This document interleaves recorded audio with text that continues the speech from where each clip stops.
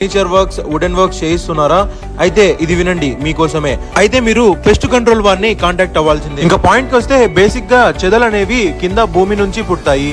So concrete bed అవ్వక ముందు ఈ పెస్ట్ కంట్రోల్ వారు దాంట్లో రంధ్రాలు వేసి దాంట్లోకి కెమికల్ పంపిస్తారు.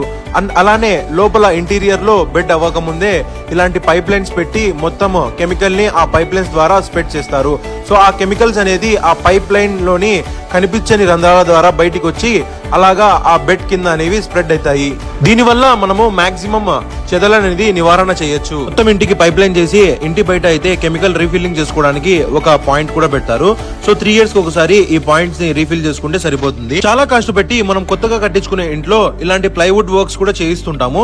సో ఈ ప్లైవుడ్స్ కి కూడా చెదలు పట్టే అవకాశం ఉంటుంది కాబట్టి దీనికి కూడా స్ప్రే చేసి చెదల నివారణ చేస్తారు. మనము నార్మల్ గా ఉండే ఇళ్లలో చెదలు పట్టే 5 years వారంటీతో వీళ్ళు చెదల నివారణ చేసి ఇస్తారు. దంతల్ కి చెదలు పట్టే 3 years వారంటీతో చెదల నివారణ అనేది చేసి ఇస్తున్నారు.